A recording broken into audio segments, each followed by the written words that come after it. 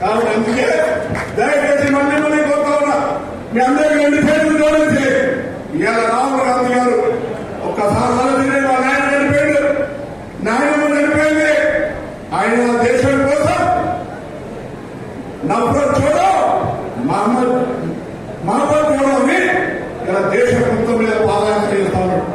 రాహుల్ గాంధీ గారు నాయకుడు ఇవ్వాలి, ఆయన మంచి మనస్తత్వం. నేను పార్లమెంట్ సభ్యుడిగా దగ్గర వచ్చిన ఒక మానవత్వం ఉన్నటువంటి మనిషి నరేంద్ర మోడీ గారిని మృగం కాదు.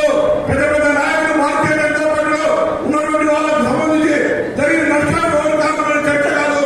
కానీ దయచేసి ఆలోచన చేయండి, ఇలా ఒక ప్రజాస్వామికవాది, ఒక మానవతావాది, ఒక మృగం లాంటి అప్రజాస్వామికవాది నియంత నరేంద్ర మోడీకి జరుగుతున్న రాహుల్ గాంధీ గారు జరుగుతున్న పోటీలో ఇది ఇక్కడ ఢిల్లీ ఎలక్షన్ కాదు, ఢిల్లీ ఎలక్షన్.